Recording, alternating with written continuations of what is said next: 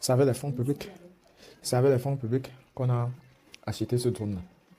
Et ce drone était en surveillance sur les frontières pour protéger le territoire sahélien.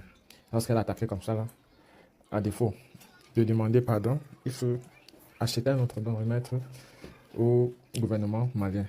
Mais Alger ne se voit pas se plier, elle qui s'est toujours vue très grand, proche même des Blancs. Et je lisais un texte de Zach Mokassans qui disait qu'ils ont tout fait en parlant des Blancs pour effacer notre histoire. Le temple de Tombouctou, aujourd'hui, est presque à l'oubliette. Et ils se disent qu'ils ont ainsi réussi leur forfait. Et ils disaient qu'il faudrait qu'on soit proactif à écrire nos propres histoires, à surtout se rassurer qu'elle n'est pas déjouée pour des fins, parce que ces gens-là, vraisemblablement, n'ont pas pitié sur la toile et s'attaquent de plus en plus lorsque tu prends parole pour dénoncer certains de leurs sorties et tu t'en rends compte réellement que waouh, les choses ne sont pas aussi faciles. Bon, voici le texte de Zach. Il dit qu'un cœur rempli de haine finit toujours par croire à ses propres mensonges. L'Afrique en sait quelque chose. Son histoire a été complètement changée par ses détracteurs. Son héritage de lumière a été volontairement asseveli sous un manteau d'obscurité.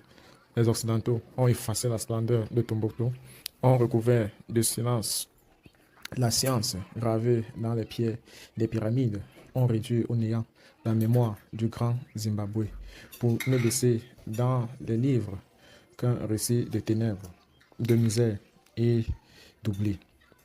De cette façon-là, on observe de la même façon ceux qui, jalousent, tenteront d'écrire ton histoire à ta place et mettront l'accent sur les petites difficultés que tu as connues dans le passé, mais omettant sciemment tes grandes victoires.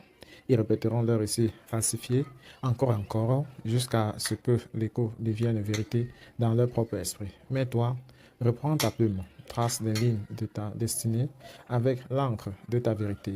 Grave ton nom dans le livre du monde par ton travail, ton courage et ta persévérance. Et surtout, ne pas jamais comme si tu n'avais pas existé. L'objectif est celui de devenir champion en plusieurs autres catégories et rester gravé dans la mémoire de ceux qui nous prendront pour inspiration. Les haineux bâtissent leur royaume sur des illusions et répètent leurs mensonges jusqu'à ce qu'ils en deviennent prisonniers.